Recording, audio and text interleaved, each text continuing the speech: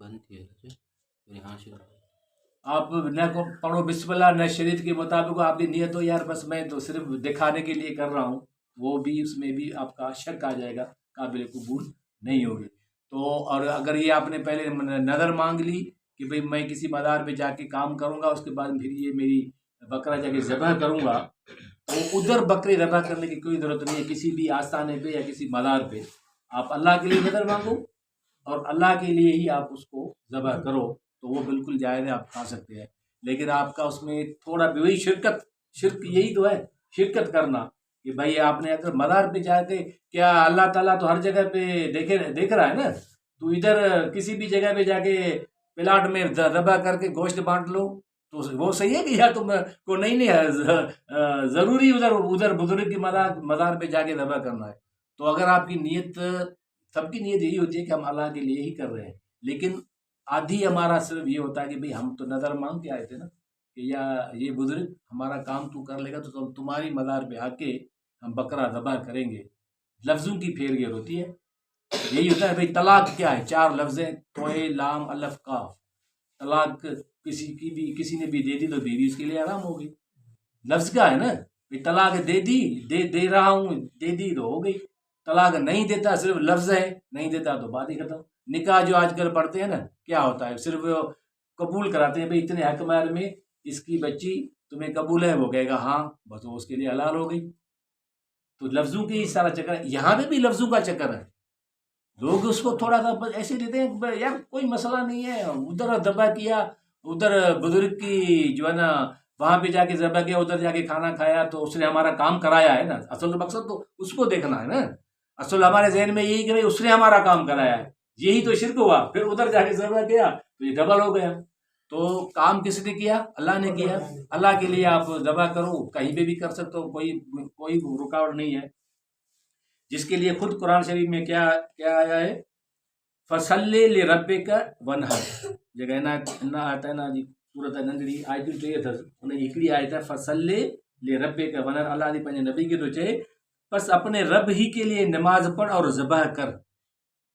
ذبح کنجے لا کرنو ہے، ختم گال تھی۔ عقیقو ہوجے، کیڑو ہوجے، صدقو خیرات کرنو ہے تمہیں کو کا جھلکانے کا مانو ہرو وہ کہتے ہیں کہ بھائی یہ تو اس سے بھی ہمیں منع کرتے ہیں، کوئی منع نہیں ہے۔ ابھی بھی آپ جہانگیر بیٹھا ہے اپنے باپ کے وہ ثواب پہنچانے کے لیے لے گیا 50,000 کا بچڑا لے گیا ہے، نیت صرف یہ ہو کہ میں اس کو ایسال ثواب پہنچانے کے لیے کر رہا ہوں۔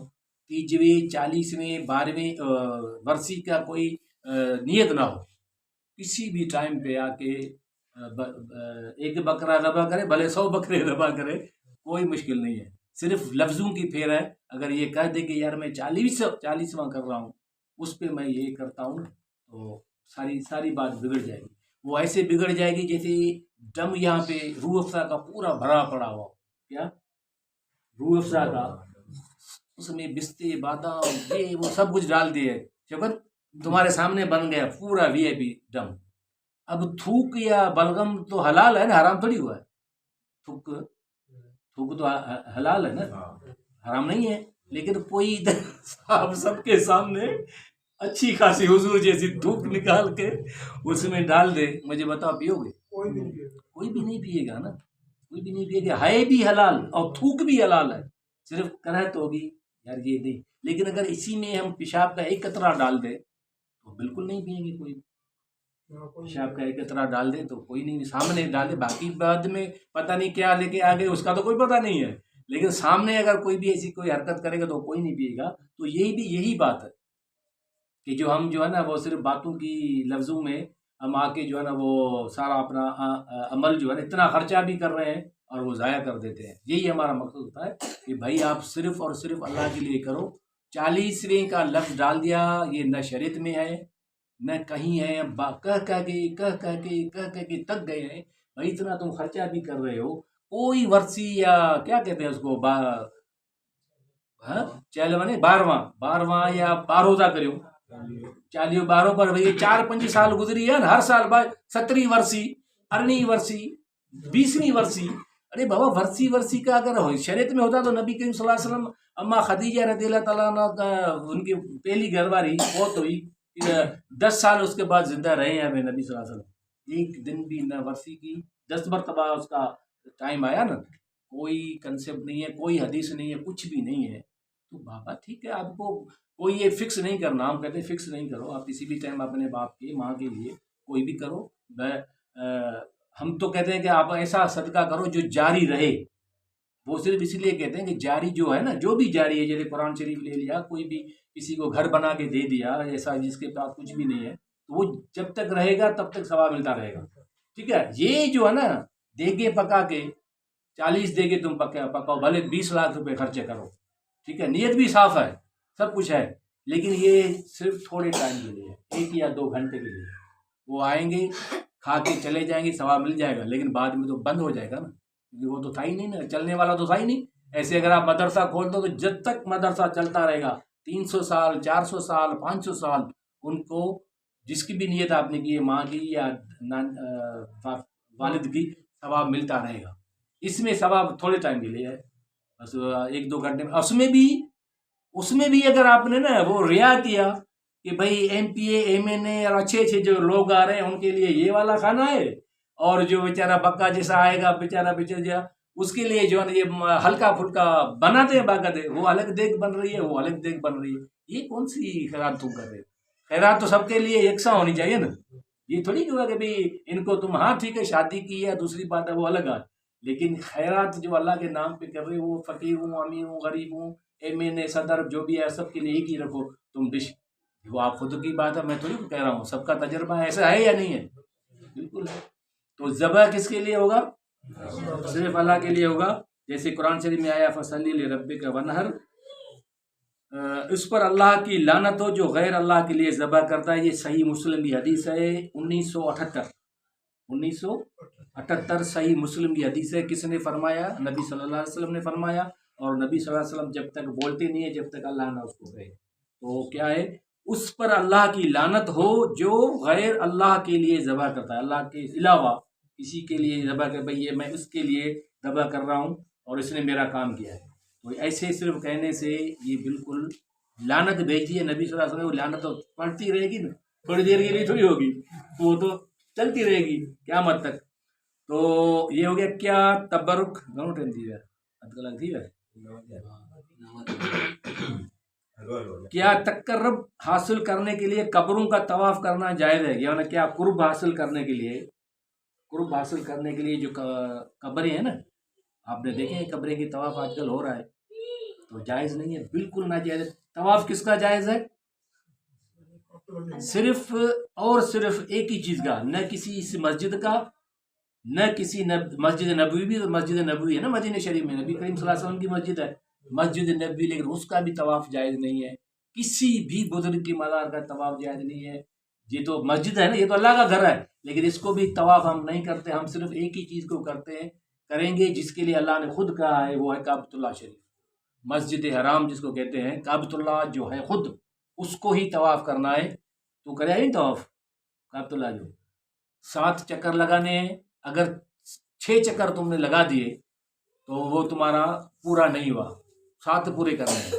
اگر 7 چکر لگانے کے بعد تم صرف یہ سوچو کہ یار 7 چکر لگائے، مجھ میں ابھی ہمت بھی ہے، طاقت بھی ہے، کوئی کمزوری بھی نہیں ہوئی، میں 1 چکر اور لگا لوں، ثواب بھی ملے گا، چکر لگاؤں گا، لیکن یہ آپ نے گناہ کیا، کیوں کہ نبی کریم صلی اللہ علیہ وسلم کا حکم کیا ہے کہ 7 چکر لگاؤ، اگر بھول گئے وہ دوسری بات ہے، بھئی پتہ نہیں چل رہا 6 ہوئے ہیں 7 ہوئے ہیں 8 ہوئے ہیں، کیا ہے وہ الگ مسئلہ ہے، لیکن آپ نے جان بوجھ کر 7 پورے ہو گئے، صرف یہ کہ یار میں 1 اور کر لوں گا تو ثواب ملے گا، ثواب نہیں ملے گا، کیونکہ نبی کریم صلی اللہ علیہ وسلم کا حکم اس پہ نہیں ہے، کہ حکم ہے کہ صرف 7 چکر آپ کو پورے کرنے ہیں۔ تو طواف کس کا جائز ہے؟ صرف کعبۃ اللہ کا، اور کسی بھی چیز کا جو ہے نا ہمیں نہیں ہے، جس کے لیے قرآن میں آیت ہے، کیا ہے؟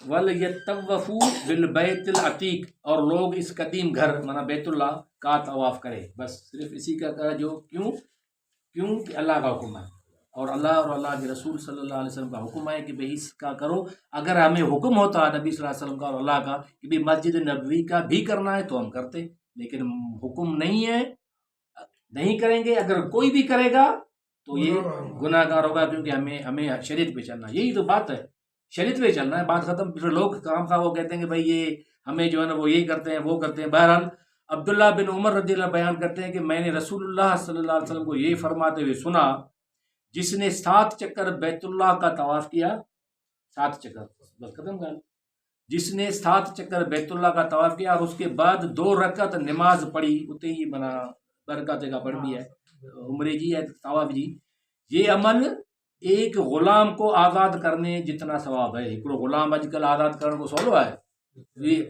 دیت 40 لکھن تے پجی ہوئی ہے، یہ قتل کرے چلے. دیکھو غلام کے یہ طرح وہ سسٹم کو نہیں، پر یہ غلام آزاد کرنے کا ثواب ہے کہ 7 چکر پورا کرے اور 2 رکعت نفل پڑھنی ہے اسی ہاتھ میں.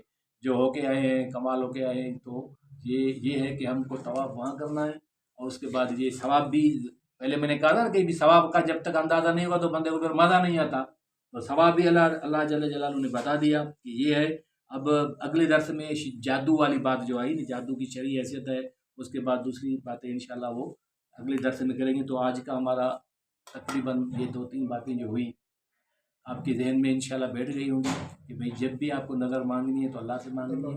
ایک تو مانگنی نہیں، کیوں ہو سکتا کہ آپ اس کے بعد نہ کر سکیں. ابھی شوکت نے نظر مانگ لی کہ یا اللہ میرا یہ کام ہو جائے گا، میں 30 روزے رکھوں گا.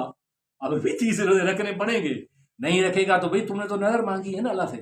تو اس لیے کہ ایسی بات بھی بندہ نہ کرے کہ بھئی پھر وہ کر بھی نہ سکے، ایسی نہ کرے کہ وہ پھر کر بھی نہ سکے. اس لیے کہ احتیاط کرنی چاہیے. مانگے اجازت ہے صرف اور صرف اللہ سے. اور ذبح کا بھی ساری ڈیٹیل ہلکی پھلکی ہو گئی، ابھی زیادہ ڈیٹیل میں نہیں گئے ہم، صرف ہلکی پھلکی ہوئی کہ بھی ذبح صرف اللہ کے نام پہ ہوا. کسی بھی بزرگ کے نام سے ہم ذبح نہیں کرتے. نام اسی لیے پڑھتے ہیں بسم اللہ اللہ اکبر. اور اس کے بھی 2-3 چھوٹے چھوٹے مسائل بتا دیے کہ کیسے وہ چیزیں حرام ہو جاتی ہیں. بہرحال اللہ ہمیں معاف کرے. اور غلام سے نے کہا کہ بھی میری والدہ ابھی تک داخل ہے، اس کے لیے دعا کرو کہ اللہ اس کی والدہ کو شفا دے. اور ہمارے اس جو ابھی درس شروع ہوئے تھے پہلے درس میں ایک بندہ آیا تھا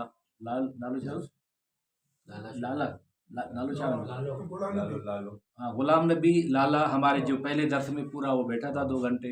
اور بہرحال اللہ جل جلالہ ہر چیز پہ قادر ہے، تو اللہ اس کی مغفرت کرے اور اس کو جنت الفردوس میں اعلیٰ مقام نصیب کرے. اس کے پچھلے جو بھی ہیں ان کے زندگی کو آسان کرے اور ان کو صبر دے، اور ان کی والدہ کو جو ہے وہ اللہ شفا عطا فرمائے. اور باقی جتنے بھی ہم بیٹھے ہیں، ہمارے جتنے بھی عزیز اقارب وفات کر گئے ہیں، والد ہیں، سب کو اللہ معاف کرے اور جنت الفردوس میں جگہ دے. اگر صرف ایک ہی وہ درس اس کا وہاں پہ نا نیت سے اچھی کر کے بیٹھا ہے تو میرا یقین ہے کہ اللہ تو ہر چیز پہ قادر ہے نا. جیسے اس محفل کا جو ثواب ہے نا وہ یہ ہے کہ جو بھی بندے اللہ کے لیے صرف آپس میں آ کے ملتے ہیں تو ان کے اوپر کیا عرش تک ملائک جو ہے نا وہ ایک پورا باندھ لیتے ہیں پورا وہاں تک. اور وہ پھر اس کی کافی ہے کہ بھئی وہ اللہ کہیں گے بھی تو کہاں سے آ رہے ہیں. وہ کہیں گے کہ یا اللہ تمہارے کچھ بندے تھے جو تمہارا نام لے رہے تھے، ذکر کر رہے تھے، ان کو میں ان کے دیکھ کے آئے ہیں. تو اللہ کہے گا کیا مانگ رہے تھے؟ اللہ کہیں گے یا اللہ وہ یہی مانگ رہے تھے، مغفرت کی اور جنت کی طلب کر رہے تھے.